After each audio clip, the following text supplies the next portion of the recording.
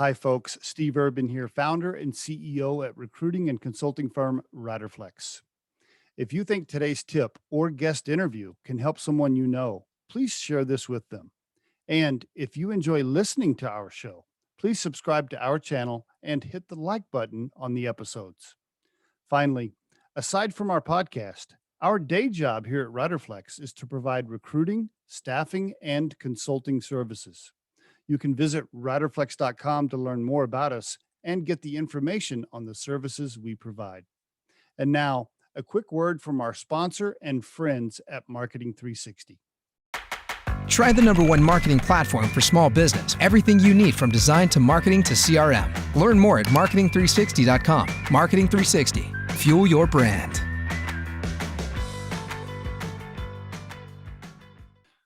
Jason Cormier on the Riderflex podcast. How you doing, Jason? Steve, I'm doing great, man. Great to be here. Thanks for taking the time. You bet. Is that French, by the way? Is it a French name? Yeah, French Canadian, I guess. Yeah. Is like your grandfather from Canada or France? What's the story there? Yeah. He's grandfather was from Canada, and then his mom Meme. And evidently there's a lot of Cormiers in Louisiana. And yep. So I got brethren in the bayou. Have you been down there, by the way? Southern Louisiana? Have you been? Yeah, a little bit. Quick trips, mostly, quick trips to New Orleans, stuff like that. But I haven't spent a lot of time in Canada. Okay. So. Do you speak any French? No. No. Okay. Well, give us the early family life story. Where you grew up, mom, dad, siblings. Talk to us a little bit. Okay.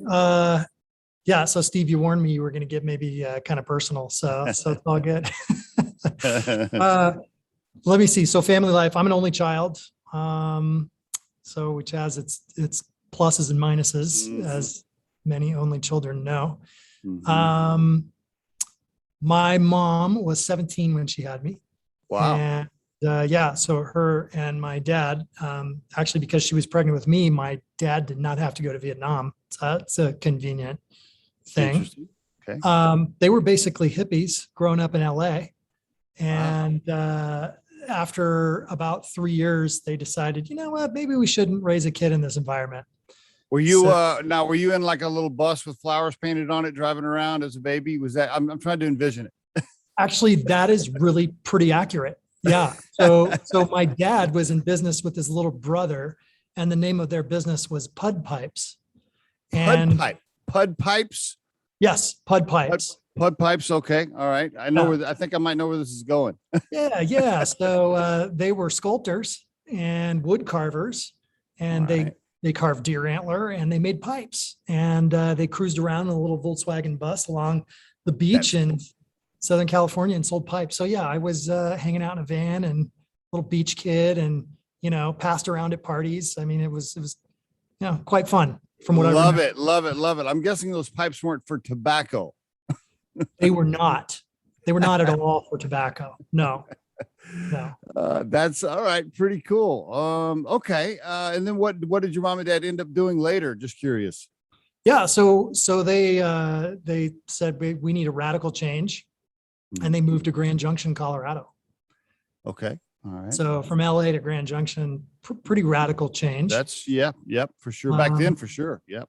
Yeah. So this was 70s, and then they ended up in Colorado Springs a few years later. So I actually grew up in Colorado Springs. I see. From the time I was in first grade on, went to high school in the Air Force Academy, met my future business partner there.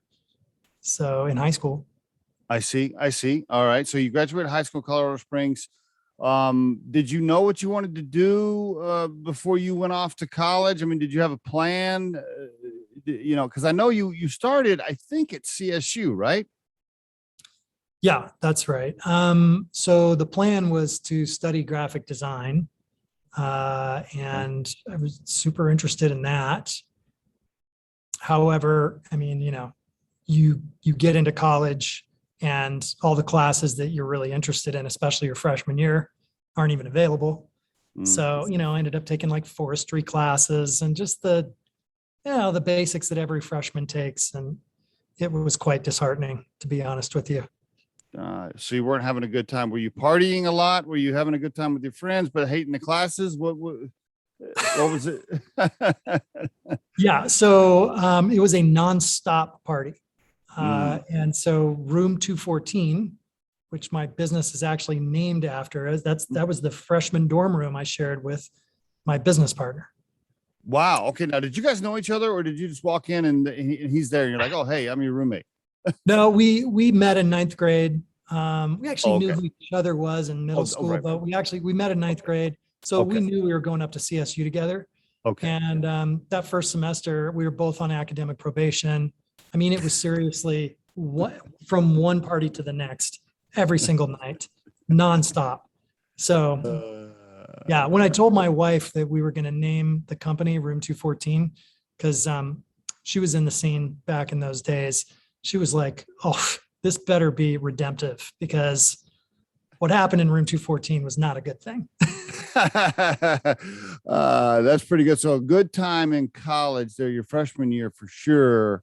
Were your parents paying for the school? Were you on scholarship? I'm just wondering, were your folks pissed off that your grades were bad and you were partying all the time and they were paying for it, or were you on scholarship? No, I had a Pell Grant. Yes, right. So that was really the thing that was getting me through that freshman year. Yeah, they weren't paying for anything. And actually so after that freshman year, I dropped out because I knew it was just, I had no money. I wasn't getting any of the classes that I wanted, like probably, I don't know, 20, 30,000 people up there. Felt like I was just in a rat race. I was a mess, Okay. And so I decided to enlist in the Navy. And why the Navy? I had an uncle who was in the Navy, and I thought, you know what? I want to get as far away from this place as possible. And I don't want to end up like in a bunker underground in Kansas somewhere. So the Air Force is out. The Army and the Marines, I hadn't really thought about. And my grandmother was always like, hey, if you want 3 squares a day, the Navy is the best place to be. I see. Okay. So, All right. Now, what did your roommate say? Was he like, no, man, stay here with me, or what did he do? Well, what was funny is, I mean, James was my roommate. He was very supportive. He was kind of like, oh my gosh, I can't believe you're going to do that, but okay. And actually his dad was an officer in the Navy, and I talked to his dad and I asked him, if I'm joining the Navy, like, what job should I get into? And his dad gave me some of the best advice I ever got. Interesting. Okay. Yeah.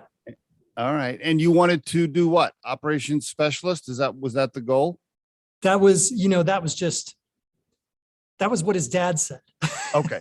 Okay. James's dad, James Sr., who was an officer for 20 years, he was like, here's the deal. If you enlist in the Navy, I mean, you've got like 75, 80 different jobs you can choose from.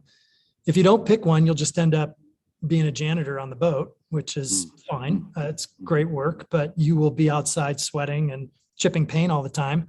He's like, if you want to be behind the bridge where the action is, next to the officers and in an air-conditioned space at all times, be an operations specialist. So good idea. Cool. Right. Okay. Were you thinking at that time, I'm going to go to school when I get out, or you just didn't know for sure? I was thinking it was going to be 4 years. I would get out of school when I got out. I knew I was going to get my GI Bill, and I knew that I'd be able to like see the world and figure some things out. Okay. All right, cool. So you come out of the Navy, and then what? Walk us into your early career. Yeah. So came out of the Navy, and so I'm married to my high school sweetheart, Keely, and we started dating when we were 16. Wow. And so we separated, before I went into the Navy, but we always kept in touch. Yeah, we did. You did. Like you officially broke up. You're officially like, hey, you go on and do your thing. Okay. Actually, we broke up. This is a terrible thing. I gave my wife 6 months notice while we were in high school that we were going to break up. In my high school brain, I thought somehow that was a good idea, giving notice. It was miserable. Of course, the rest of those 6 months were terrible. Yeah. So that's how that went. But we always kept in touch. We were always friends. All right. And so while I was in the Navy, we wrote each other letters constantly, Okay. which was really cool. So Mhm. about near the time I was getting out, we were connecting a lot. And so I actually proposed about 7 months before I got out of the Navy. So we got Did married you? before I got out. Mhm. Oh, Yeah. you did. Okay. Did you propose when you were back in the States, back home, or would you? Okay, great. Yeah. All So, right. I mean, I was stationed in Japan for a couple of years. I didn't have a vacation for 2 years, came Wow. back to the United States. And this was the first time we were going to see each other. And, I'm in the airport and she was meeting me at the airport. And as I'm on one of those like escalators, but it's just flat, and she's at the end of it and she's got flowers for me. And as I'm approaching in slow motion, both of us were like visibly shaking. And it was just the moment where it was like, okay. Very cool. Very Yeah. cool. So not long That's after that, I proposed. She said yes. The great. reason that's relevant to the story is because when I was getting out of the Navy, she was actually finishing her master's degree in Oklahoma. Okay. And so here we were. She's like, okay, I guess it's time for me to get a job. It's time for you to go to school. Let's just pick, where do we want to live in the United States? And so I was like, you know what? I always wanted to learn how to surf. Ocean would be cool. She's like, well, Oklahoma sucks. So, so we chose Santa Barbara. So that's Santa Barbara. Santa Barbara's a great place. Had you been out to California before that? just LA, back and forth visiting my grandma, and stuff, Okay. because my parents, I have family in LA. But Okay. so yeah, went to Santa Barbara. And what was funny is everybody was like, what are you guys thinking? That's like super expensive. Super expensive. Not going to be able to do anything there. You're not going to be able to find a place. No, this is like 1993. But we had $3,000 in the bank from our wedding. And I felt like, come on, this is many months.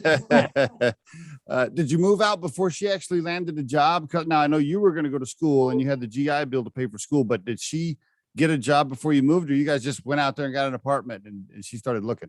Yeah, we just went out there and got an apartment.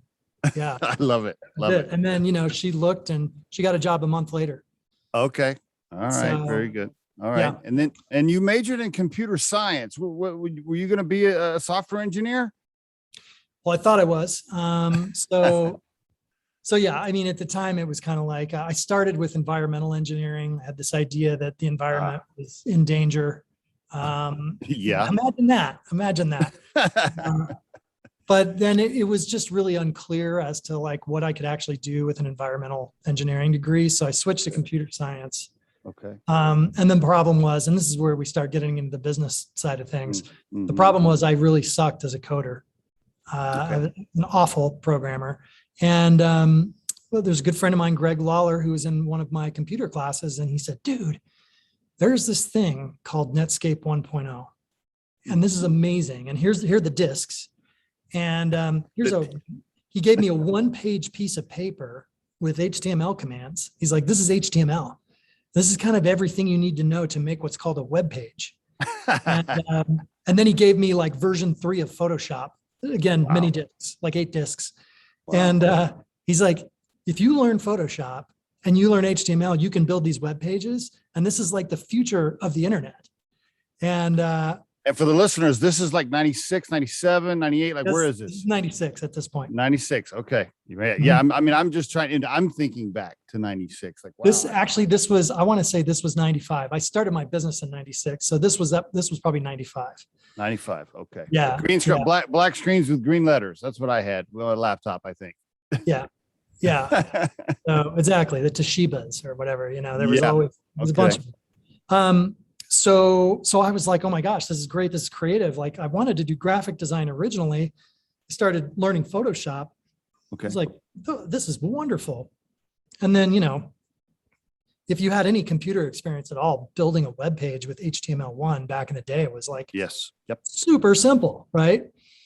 So there was a real estate agent guy who I knew, and he's like, you're building will you build me one of these websites? Is this is this after college or while you were in school? This is while I was in school. Yeah. While you're in school. All right. And this is like a buddy that's like in the real estate. You're having beers with him. And he's like, hey, can you build me a website? Yeah, that's pretty much it. That was how it went. Okay. And, all right. And so I was like, sure, $350. And like, sounds good. So did that. And then, just thought, gosh, you know what, this is definitely the future. So, so I made a 1-page flyer called Why You Need a Website. And I proceeded to walk down the streets of Santa Barbara and go into different businesses and hand out this flyer. Wow. Right. Cause you couldn't, there was no Google AdWords. There was none of that. You couldn't advertise the fact that you're building websites. Right. So you're passing out flyers. Wow. We're at in Santa Barbara. Like, what street was that on? Do you remember? 8th Street. Okay. Yeah. It was downtown Santa Barbara. So I was just going from place to place. And back then, I'm trying to remember. So if you went into 10 businesses, probably what, 2 had websites and eight didn't, or what? I'm trying to remember. Is that about right? Maybe even less than. I would say probably less. Yeah. Right. There was a lot of, most companies did not have websites. Right. I remember that. That was not that long ago. I mean, if you really think about it, like, it really wasn't that long ago. Okay. So you're passing out these flyers, and the business owners and things, they're like, what are you talking about? I don't know. Yeah. Most of the time they're like, we're never going to get a website, kid, beat it, and, but as it would happen. So my wife had, she was working at Kinko's at the time, which is now FedEx. Right. Okay. All right. Kinko's headquarters was in Ventura. It's about half an hour down the road. I see. And her friend, a woman named Mary Hamilton, was a marketing, like a senior marketing person there. And she knew that I was dabbling with web development, and this was kind of a pivotal moment. She called me up one day and she said, hey, we need some work on kinkos.com. And, and she walked me through the scope, what they needed done. And I was like, oh my gosh, I could do this with my eyes closed. This is amazing. So I knew it was a bigger company, of course. They had like 900 stores nationwide, and I was trying to be really strategic. Hey, Mary, this is going to cost $1,000. So, this is via email. She writes back and she says, Jason, I don't know how to tell you this exactly. I just want to be clear and honest. Actually, this was a conversation. She's like, in order for my company to take your bid seriously, you have to add another 0. And you're like, $10,000 to build a website? Like, okay, yes. The thing is, it was just maintenance on their current site. It was one day. Okay. So they had a site up. They just needed maintenance. Wow. Yeah, wow. They needed like 2 pages and some graphic changes and stuff. It was a day of work. And I said, okay. And I sent the statement of work, and she executed it right away. And I made $10,000 that day. And I thought, this is a business. Now, okay, that is a fantastic story. Now, can I ask, you didn't have an LLC set up? You didn't have, when she's like, send a proposal, where you're like, oh shit, okay, yeah, here's a service level agreement. You just created some document and sent it to her. She had something. Yeah. I had a fictitious business statement. So I did have the name. The name was Flash Internet. Flash Internet. Was it filed as an LLC? Did you have a checking account? None of that stuff was set up. I did. I had set it up. Okay. Yeah. Okay. And just, this was I think this was the 3rd try. I tried to start 3 other businesses while I was in school. All around the same type of thing? No, there was like some electronic billing industry. I tried to start, not an industry, but a company, because electronic billing was like a thing, Okay. So I thought, well, that's the future. I'll try to do that. All right. Yeah, there was a couple other things that failed miserably. Where did that entrepreneurial stuff come from? Like, where was that bug? How did that bug get in there? And yeah, I mean, it's so funny you asked that. So when I was in 5th grade, I had to do some sort of report on, I don't know, what are you going to be when you grow up type of thing. Okay. And my mom introduced me to, so I was supposed to like interview somebody. And my mom introduced me to this guy, and he was an entrepreneur. And that's the first time I ever heard that word. And he told me this amazing story about how he designed shower curtains and had them manufactured, and explained his whole business to me, and told me like all the benefits of working for yourself. And that always stuck in my mind. And so I just thought, maybe one day that I can be an entrepreneur too. I see. So, okay. So now I get it. I just want to frame this. So when you came out of the Navy, you're going to school, you and your wife are living in Santa Barbara. When you started doing websites and things, you in your mind, you're like, I'm going to be an entrepreneur. I might do this, I might do that, but I want to own my own business someday. That was in your head way back then. Okay. Gotcha. All right. All right. So when you got the $10,000 contract for Kinko's, now you're like, wow, this is for real. Now I actually do have a company and I got 10 grand of seed money in the bank. Yes. Do Yeah. you have a picture? Do you have a picture of yourself holding that first check somewhere in front of the bank? That'd be awesome. No, I do have funny pictures of, so what ended up happening is we used Kinko's. Amazing resources. They had this incredible photographer who would do photo shoots for their brand book and build like a catalog full of, things that you would see on posters out in front of Kinko's. Well, we decided to use that guy, and he took pictures of my wife and I in all kinds of really hip clothes and funny positions. And that was on our website. Oh, And cool. so eventually what happened was Keely, I asked her to join the business. All right. And quit her job and said, so have you heard of lynda.com? Lynda.com. Lynda.com. I don't know. It sounds familiar, but I don't know it. So lynda.com, started by Linda, was purchased by LinkedIn for about $1 billion. So all of LinkedIn's training is through lynda.com. I did not know that. Okay. Yeah. So there's all kinds of great training you can take on LinkedIn, and it's all integrated through lynda.com. Well, back in the day, Linda was an entrepreneur who lived 30 minutes down the road from us. And she had classes called how to learn web development, how to learn Photoshop, how to learn Flash. So Flash was popular back then, right? Shockwave Flash. And so I just sent my wife down to Linda, and she learned how to build web pages from Linda and how to use Photoshop. And so then I doubled my workforce, and then we ended up doubling the business. I mean, we were 6 figures, and she and I, here we are in our 20s. We would do all the sales, the service. It was incredible. Wow. So this is Flash Internet was the company. Mhm. Can I ask this question? When your wife quit the job at Kinko's, which I'm assuming she had health benefits at the time, that's a risky move right there, right? I mean, you weren't making a ton of money and you went to her and said, look, quit your job, come help me do this. I mean, that was a little bit of a scary move, I'm guessing, unless you had a ton of money in the bank. And did you have any, and then I want to follow that up with, did you have any kids at that time or no? No. Okay. All right. The kids definitely threw in a serious wrench in the equation. Okay. Yeah, and no benefits or anything because we were Yeah. in our 20s. We don't need healthcare. Right. Wow. Risky move on your part for you and her both at that time, but okay, great. And you built it up over the next 4 years? Yeah, we about 3 years. Okay. So what happened was then she got pregnant with our first son, Okay. Isaiah, and all of a sudden I was about to lose half my workforce. And the idea, by the way, of hiring back then, really scary. It was like beyond me. The thought that I could actually go find somebody who I could work with and probably have to train, and then I don't have an office. I'm working out of my garage. I got you. All right. But you ended up hiring people? No. What happened was there was a public company in town called NetLogix, and they had a division called Addictive Media that created video games and did all kinds of web development. And I was their number one competitor.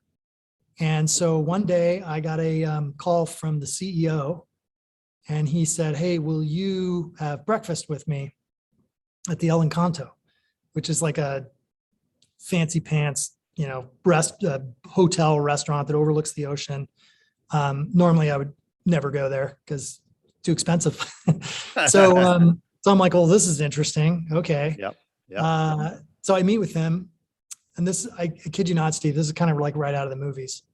Well, it sounds like a scene from It's a Wonderful Life when what's his name brings in I can't Potter? remember. Yeah, when Potter brings in Oh, anyway, yeah, I'm thinking of that scene. Go ahead. Fortunately, this guy wasn't like Potter. So there's that. Okay. No, he's a good guy. But what happened was really cheesy. So this was just to set the stage. This was early 2000, like beginning of 2000. So this was the height of the dot bomb era where people were making money, hand over fist. This was like stock market was insane. There was a big bubble that was about to burst. Yep, I remember. So anyway, Tony, his name's Tony Papa, and his business partner, by the way, is Jim Pisani. Okay. There might be some things behind the curtain there, but anyway, yeah, go ahead. So we're looking at the ocean and everything, and it's kind of small talk at first. And I kid you not, Tony goes, Jason, he's writing on a napkin because, of course, this is a movie scene. He goes, today's the day I make you a millionaire.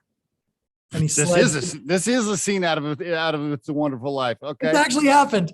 Wow. He slides the napkin across the table. And I look at it. I'm just like, this is cheesy. He's like, I'll give it to you straight. Base salary, $100,000. Guaranteed bonus, $40,000 a year. And what you see right there with the rest of those numbers, that's $1 million worth of company stock that'll be worth far more within the next several years. You'll be able to cash all that out. Okay, now let me frame that into what you were currently making. So that's 140 total compensation annually. What had you brought in the year before with your own company? We were doing about 150. That was total revenue. So you and your wife together were bringing household income in of like what, 100 maybe, or? I mean, we were low tax bracket, but yeah. I mean, it was okay. Okay. That's, by the way, that's pretty good money back then. You guys were doing pretty good already. We were doing well. Yeah. You were doing well. You weren't hurting or anything. You were doing just fine. Okay. So, all right. But now, of course, to get this offer, to take this deal, you got to come to work for him and shut down your business. Yeah. And he said, if you make this decision over the weekend, I'll give you $25,000. And we're going to take Flash Internet. So he wants you to sell Flash Internet for $25,000 and then pay you compensation of 140, but he's giving you this $1 million of stock, supposedly. Yeah. So he basically said, look, we've opened up this sweet office downtown on State Street. We have sales reps in New York, Chicago, Northern California, and here. We want to have you be a VP of pick your title. And we're going to have you run the entire division of web development for the company. And you're gonna have sales reps at your disposal. And we have a data center here in Santa Barbara. We're gonna have you run that data center too, because this company did hosting services back then, co-location where you could put your server in. I mean, they were actually really pretty innovative and early at the time. Okay. So it was like this dream come true. I got to hire whoever I want to hire and work in this sweet office downtown and get all this money. All right. And have the stock that's going to make you a millionaire at some point. So you took it. You took the deal. I took the deal. Then the internet bubble burst. And let me guess, I know where this is going. The stock ends up being worth nothing. And that company like runs out of cash. I don't know, something like that. How close am I? Pretty close. I sold the stock for $600. So he did not make me a millionaire. Wow. Oh my gosh. And they were actually pretty smart. They merged with another hosting and internet company in the area, and they ended up going from public to private. They turned into a private company, changed the name, and to this day they're doing just fine. Oh, okay. So, but you left. You departed there. I did. I left. I stuck it out for almost 3 years, and then they wanted me to go into sales. And I said, no. I said, I'm out. I'm going to go start another company. All right. Yeah. Plus the entrepreneurial bug and being your own captain was still eating away at you, right? Yeah. So okay. Gotcha. All right. And that next company you started was business to order? Yeah, there was an interim, actually. There was a company called Strata that I started, which I just thought, well, I'm going to do my own web development again. I see. So I did that. But in those, 3 years, times had changed. And there was this whole other thing happening with, well, just because you build websites doesn't mean people will find them. So, SEO was kind of it was just kind of starting to really take flight. And I thought, you know what, that's interesting to me, but I'm not really there yet. So then I started business to order, and that was just based on the concept that, I knew that there was going to be a lot more sales online, right? This was a time where, Amazon was just starting to kick out of the gate, really. Okay. Yep. I mean, they'd been around for a little while, but you could just see everything was going to be sold online. So I started thinking about what's the best way to get a piece of that action? Well, credit card processing, merchant services. So I did like a deep dive exploration into how do people use credit cards? How do businesses use credit cards? I see. And in that process, what I learned was there were a ton of agents out there trying to sell credit card processing services to businesses. Yes. And a lot of them didn't have websites. And the thing that was like creating the biggest delay for them in their own business was people had to fill out an application to accept credit cards. There was no online forms. So I was like, well, these people should use online forms, and they'll get better business. They'll also be found online, so on and so forth. So I basically, I had two business partners that went in on this with me. How did you know these guys? While I was doing my exploration in the credit card world, I ended up meeting a VP of a credit card processing company, and he headed up the sales. And he and I got to talking about the needs in the market and stuff. And I told him what I thought I could do. And he was like, I will quit my job and be your business partner. Wow. All right. So, and then the other partner was a silent partner. It was some doctor guy that he knew in LA who had a bunch of money. So, okay. So that was seed money to get started? Yeah. 60 grand. 60 grand. So that guy was the cash and you guys were the sweat equity, so to speak. Yep. Okay. Very good. All right. Well, So see, the you didn't want to be in sales at the other job. Meanwhile, you are selling because you're talking people into doing things and partnering with you. So you really were a sales guy anyway. Well, the other thing is, like, the business partner, Jimmy, who was supposed to be the killer sales guy, after he quit his company, he decided that while he was selling for us, he was going to go start another credit card processing. Yeah. So that guy is super rich, by the way, but he unfortunately left me hanging. So I had to sell and build websites and templates and do the marketing and everything. Okay. It was all me. Right. Okay. All right. And so that, because that partnership got messy, you got out of that deal, and now we're getting close to room 214. Okay. Walk us into transition and, into room 214, and then go ahead and give us an overview as well of the company and of the company you have now. Go for it. Yeah. Well, the transition, there's actually one more company in between that transition. Okay. But it's a good story. All right. All right. I think I'll let you be the judge of that. So I got a call from James, who's in Boulder, Colorado. This is your roommate, the old roommate. Okay. Yeah. And he's like, dude, we had talked, by the way, this entire time, James was running a PR firm in Boulder, a high-tech PR firm, which was very successful. Running as in CEO or owner, or what do you mean? He was the president and part owner. Okay. All right. So the founder had basically been slowly turning the reins over to him. Okay. And while that was happening, he and I always stayed in touch. And while I was building websites, we found ways to work together because he was in PR, right? I see. So for example, do you remember the company Quest? Yeah. So their first website we built. Really? And they didn't even have their own domain name. It was like flashinternet.com/quest. So, I mean, that was because of him. You know, he had clients like that, high-tech clients, and he would call me up and then I would talk about websites. And then his clients would be like, oh my gosh, this PR firm really knows what's up. They're talking about websites. So anyway, James calls me up one day. He's like, dude, I got it. I figured out how we can work together.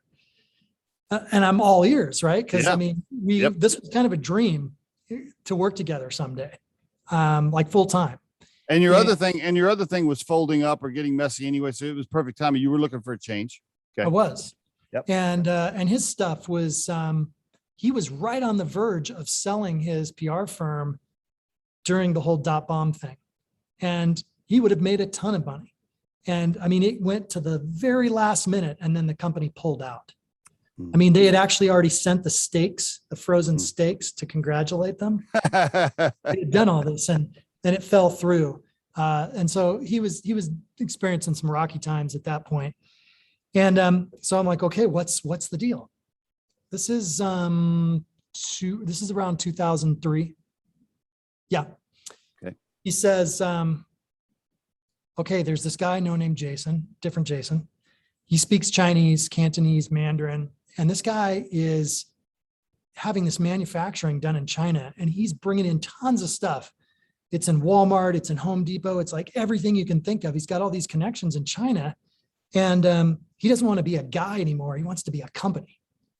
Right now, he's just a guy, you know? And so he wants a brand, he wants a website, he wants a company, he wants PR.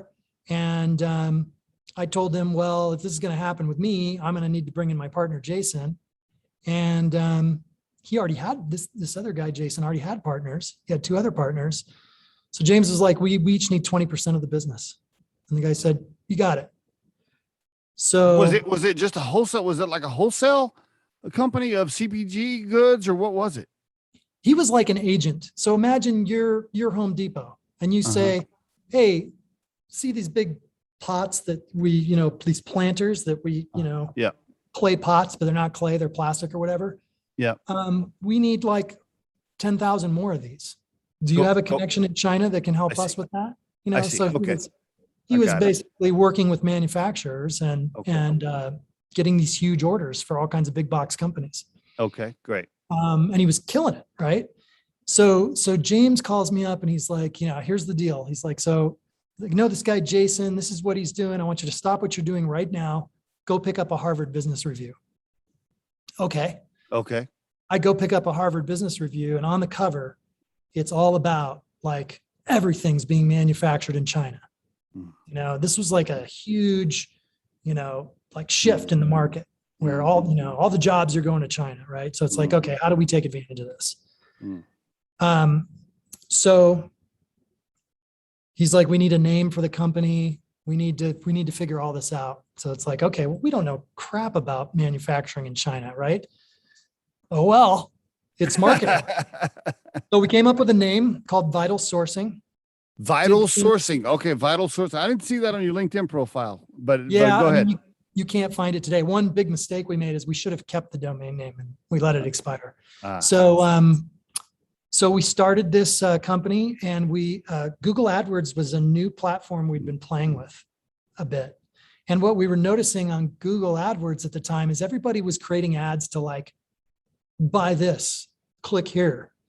We thought, wouldn't it be cool if we created an ad that said the top 5 things you need to know about manufacturing in China? And then we'll create this booklet, let's call it a white paper. And for people to download it, they'll need to give us their name and their email address. Yes. This is like early content marketing in 2003, right? Yes. People weren't doing that, right? Not a lot anyway. And so we did this, and then, I built the website, was paying a lot of attention to keywords at that time. There were also something new on the scene that was kind of bubbling up was this concept of RSS feeds. So early blogs were using RSS feeds to get indexed in search engines. So I set up an RSS feed, and before you knew it, MSN, Google, and Yahoo Like if you typed in just about anything that had to do with manufacturing in China, seriously, like 50 terms, number one, top of the page in all three search engines. Wow. So at that point, inbound calls, inbound business was just flooding in. You didn't even have to have a sales guy going out and hustling stuff. No sales guy needed. In the meantime, we got featured in a couple magazines. Ah, great. James was doing his PR thing. Then we got a call from the Wharton School of Business and said, hey, we're running a huge event called the China Business Forum, and you guys are clearly the leading experts. Will you come alongside the CEO of Perry Ellis and be a keynote speaker? Yes. Yeah. What's so funny about that, though, is we didn't know crap about manufacturing in China. It was just pretty good. Marketing. That is so good. That's pretty good. Jason Sprong, of course, knew about it. So anyway, to fast forward past that, there was a huge problem. Let me guess. Let me think. I'm trying to think. I don't know. There was 4 founders, so I don't know. You get any founder issues there? You got the little. Sometimes it gets messy. Yeah. There's this thing in China known as guanxi, and it's this whole concept of saving face and making good but honest deals. And unfortunately, one of the partners failed at this. Did you before you go into the story on it, can I ask you, was the operating agreement clean? Was the cap table clean? Okay. No, not at all. I got you. All right. So to make the story a little bit shorter, I mean, it's just with all of the leads that we got, and we got leads from massive companies that everybody's heard of. Okay. We didn't close a single deal. Wow. Why? Because when it came down to presenting the bid, we were priced out because we had screwed over the relationships that we had with the manufacturers that we work with. And there was this huge problem that James and I had no control of and no awareness of until we just kept hearing no after no after no, because, people they would just get competitive bids for products. Yep. We could never win a single bid. So then revenue took a dive, then cash flow ran out. Well, here's the thing, Steve, there was no revenue ever. Ever.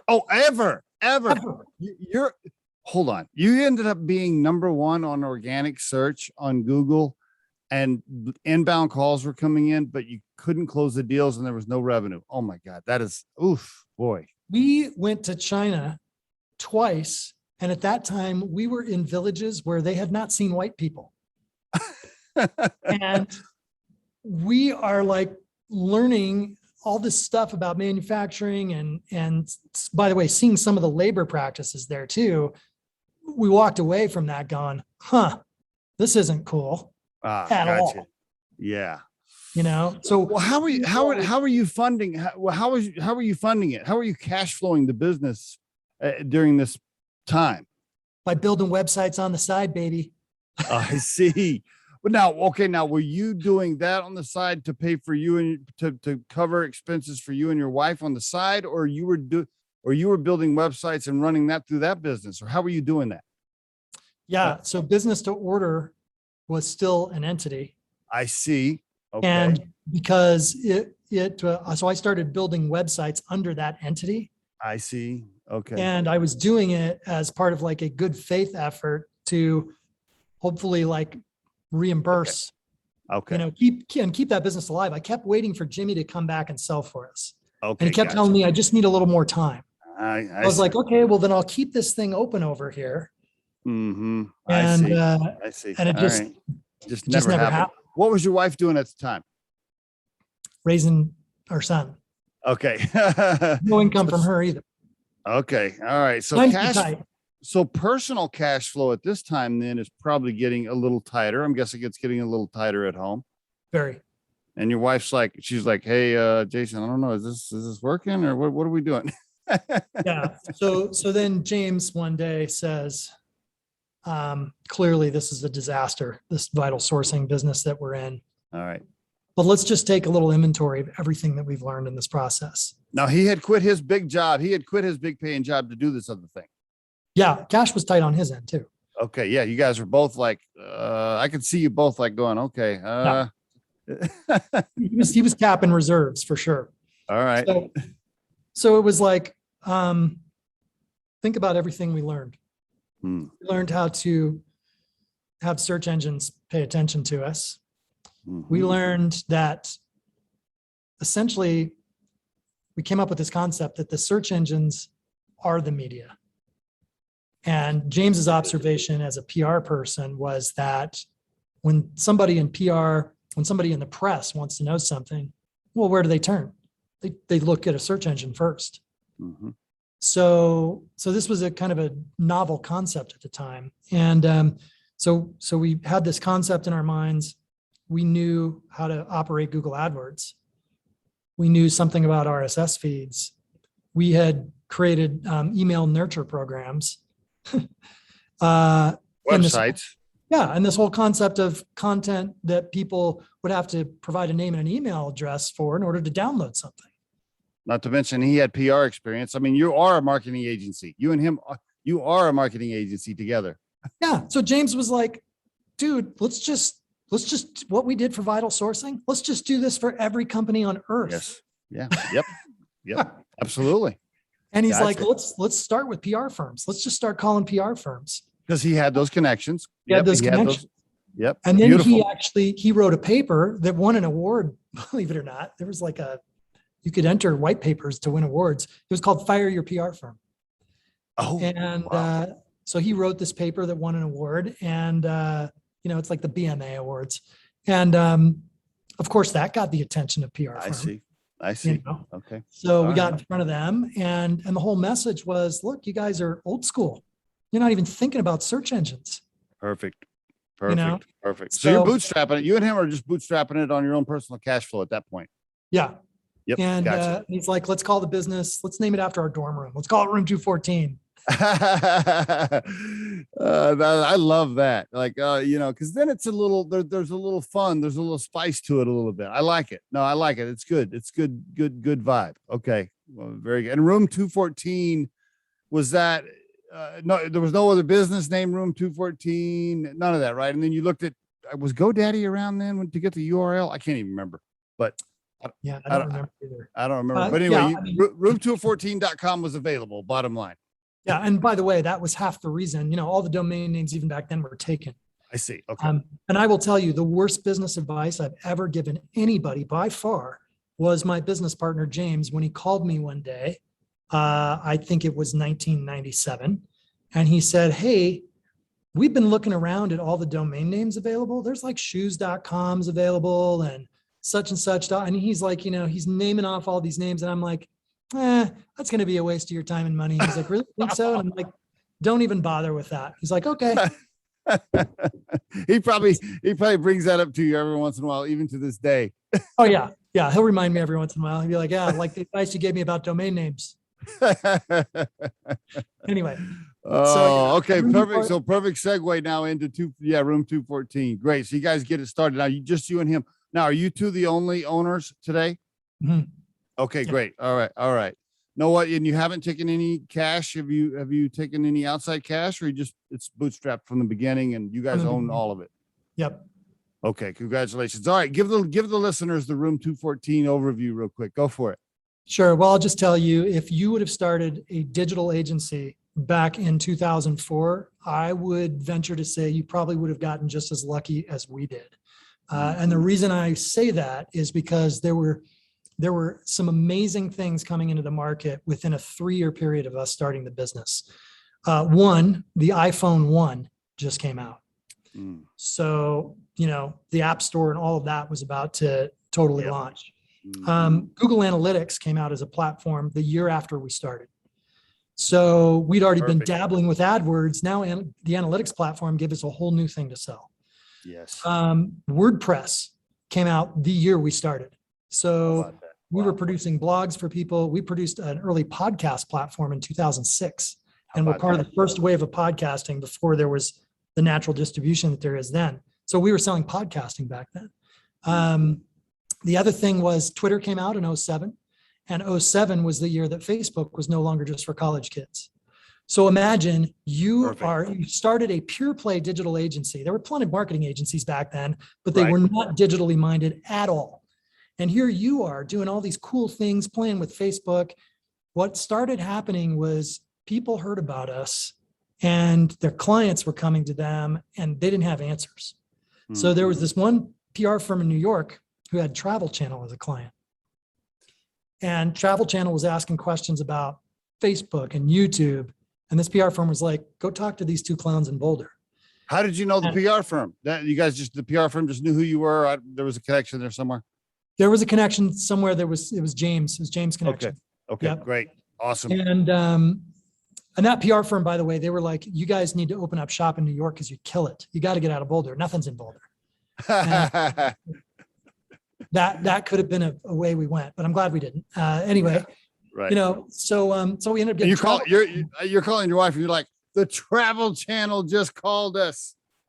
Yeah. And we were at this point, James and I were, so I should say we worked Room 214 remotely for a year. Okay. Then I moved the family to Boulder after a year because we realized, you know what, James and I should be in the same room together. I see. And we got some really cheap warehouse space in North Boulder, lots of flies, really tough. Cheap though, $750 a month.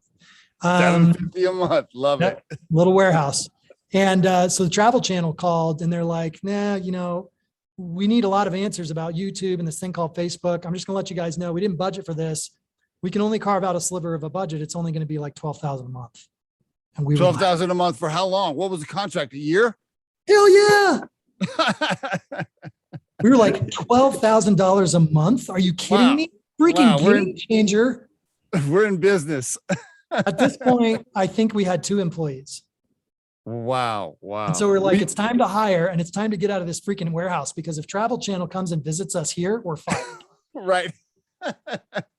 So anyway, that good. Client ended up being Awesome. $1 million a year client. $1 million a year client. Did you have to fly to New York to get the contract signed and close the deal, or they did it over the phone? You did it over. Yeah. I mean, it was email, Yeah. Wow. So then we did spend time flying to New York and we got to know every podcast, every blog, every social media post you saw for the Travel Channel and all of their TV shows for several years was us. How about that? What, did somebody else own them at the time or no? Like who was the parent company?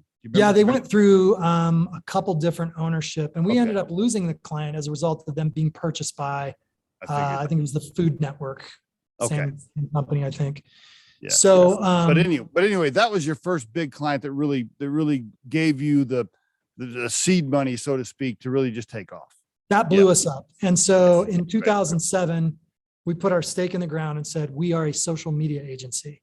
All right. And for about 4 years, if you typed in social media agency, no matter where you were on the planet. #1 on organic. Yep, that's right. And so it was this time a flood of business we could actually service. Awesome. And it was great. So we rode that wave for many years. And then, once Facebook opened up advertising in 2012, that was another wave we got to ride. I think, today, 17 years later. Yeah. I mean, what I will say is, we definitely hit a crisis period. We had a time where, honestly, I'd say we're still on the recovery from this, where this is agency life, by the way. You'll have like 3 or 4 clients, your biggest ones, fire you all around the same time. I mean, I can relate, right? As a recruiting firm in Riderflex, it's the same. If you're in a service business, that's how it is. I mean, no client is forever when you're in our line of work, right? It just doesn't work that way. I mean, if you have them for a couple of years, great, awesome, but you can't it's not a forever thing. Anyway, yep, I totally get it. So go ahead. Yep.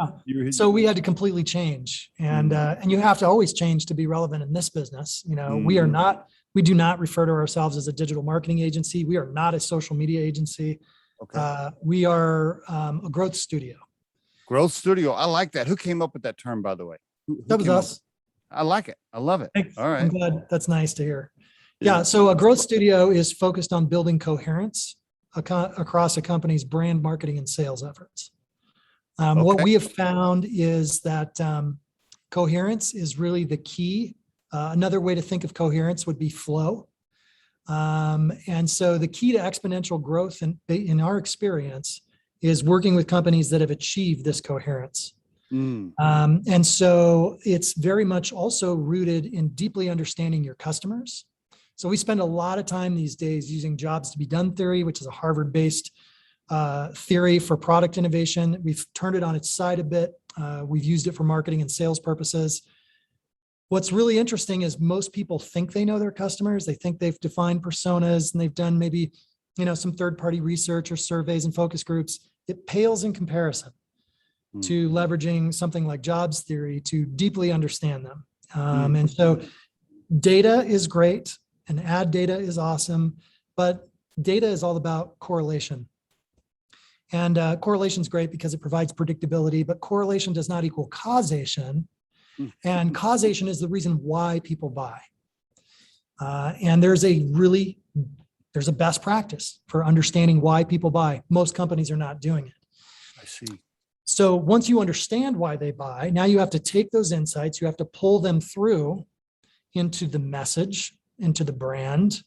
You also have to pull them through into the channels, right? So how's the voice of the customer showing up in your ads, on your website, your emails, pick your marketing channel, right? And then how is it even going through into sales conversations that sales reps may have, or, agents that are on a B2C side of the organization. And so there's a ton of opportunity there. We're super excited. The business is growing again. Okay. And what's funny is a lot of the output that we do is consistent with what a lot of digital agencies will do, but it's coming with a much bigger picture perspective, because ultimately, if we're not building coherence and seeing significant levels of growth for our clients versus just little iterative incremental growth, then, so what? Go hire some other agency. Will you still do the tactical, low level social media stuff? Will you still do that along with the big picture stuff, or no? Sometimes yes, and sometimes no. The philosophy is we will do it with you or we will do it for you. Doing it with you means we might help you hire somebody. Okay. And so, which is kind of nice that I have this connection with you and Scott now. Right. So, because in a lot of cases, years ago, companies like, Hello Kitty, Forever 21, like huge brands were coming to us and saying, do all of our organic social media, do it all. Right. Well, it's like, you know what? You're going to pay an agency for that these days. In a lot of cases, that is a waste of your money. So let's identify and be honest about the fact that it's the gig economy, that you can hire freelancers to get certain things done. And if you're going to spend your money on an agency, you better be getting something that you can't get from an individual or somebody on Upwork. That's a great point. Oh, that's a great point right there. Okay, very good. Who's your target customer right now? Are you targeting small, mid, large, certain industries? Talk to me about that.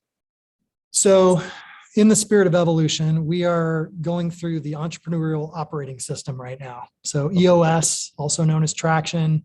And we've hired a consultant who's working with us over the course of a year to essentially modify the way we run the business. Okay. And part of that structure and that process is, it's visioning and it's accountability charts and things like that, but it's also choosing your niche and really, recognizing, hey, the riches is in the niches, right? Well, over time, we have failed to do that. And it's been good in some ways and really challenging in others. And so right now, we are just in the beginning processes of saying, what is the target market for the future that we're going to go after? And it looks radically different than who we are servicing today. So I say this with a little bit of caution in my voice, but based on the fact that e-commerce grew about 44% last year, we're going to make a hard turn and we're going to start going after companies that are selling online, direct to consumer, e-commerce. Direct to consumer. Yep. Yeah. And right now, the bulk of our business is software as a service. Okay. We have a couple of really large clients It doesn't mean we're going to fire them or try not to renew. We will certainly hang on to those clients the best that we can, and we'll service them the best that we can, but we will no longer proactively market to B2B companies. If they find us and the fit's right, cool, it'll fuel where we're going, but it's not the future for us. Okay, gotcha. Plus, you want to diversify, right? If you got two giant clients that are 80% of your volume, that always causes you to lose a little sleep at night. Yeah, I mean, the benchmark we've always followed is make sure one doesn't occupy more than 25%. I like that number. I like that number. Yep, that's a good number. Anything over 25% is pretty scary. Totally agreed. Okay, very good. And how many employees today? You total? We're under 30. Okay. Which is actually a pretty good number. Okay. Once it gets over 30, we've been as high as almost 50. So we've definitely expanded and contracted. Is it remote, or do they all work out of your office there at room 214? We are a remote first organization as of April of last year. And you planning on staying that way? We are. The beauty of that change was we began hiring people outside the state of Colorado. Right. Yes. Whereas that was off the table. So now, we've got team members in St. Louis and Portland and Tampa, and it's beautiful. So to think that we would have a part-time in the office and then sometime outside the office, in our minds, actually does a disservice to those people who do not have that option. And so this, beautiful building you see is for lease right now, because we were fortunate enough to buy it in 2015, and now we're just paying for nothing.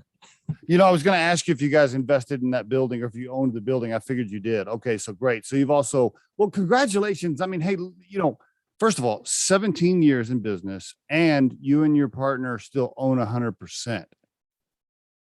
In Boulder, and you've had to pivot a few times, and you're still got 30 something employees. I don't know if you want to share revenue on the call, but you still have a very successful business that is cash flow positive, no debt. I'm guessing you have no debt. No debt, no. No debt, cash flow positive, and you own 100%, plus you own a building, and you've had to pivot several times. Congratulations, my friend. Thanks, congratulations. Steve. I mean, it's nice of you. We interview so many entrepreneurs on the Riderflex podcast, right? Over 200 guests so far. Not very many own 100% and have been in business of 17 years without taking in outside cash. So congrats. And you're in a competitive, industry. I mean, there's a shit ton of marketing agencies, right? I mean, they're just everywhere. They're like gas stations on the corner. Yeah. Like, am I going to go to Texaco or Conoco or Shell today? Yeah. Not to mention all the freelancers that you're kind of up against to a certain degree, right? So congrats, really, congratulations. So for the listeners real quick, and I know we're over on time, I just want to make sure for the listeners, it is room214.com, and that's the numbers 214. You can go there. Is that the best way to make contact with you guys, or do you want to give out any other information at all? I mean, you can always reach me, Jason, at room214.com. Okay. Sounds good. You can also tag Jason online as well. You can go on LinkedIn, and I'm sure he loves to get connections there, and then a bunch of sales messages with people trying to sell him stuff. He likes to get those all day long. All day, right? I get every morning I wake up, I'm like, okay, here are like the 15 cheesy sales emails, sales messages I'm getting on LinkedIn. That's another podcast. We can talk about that. Yeah, for sure. Jason, thank you so much for sharing your story on the Riderflex podcast, and congratulations to you and James on what you've built over time. Steve, thanks so much. It's a pleasure to have the conversation with you.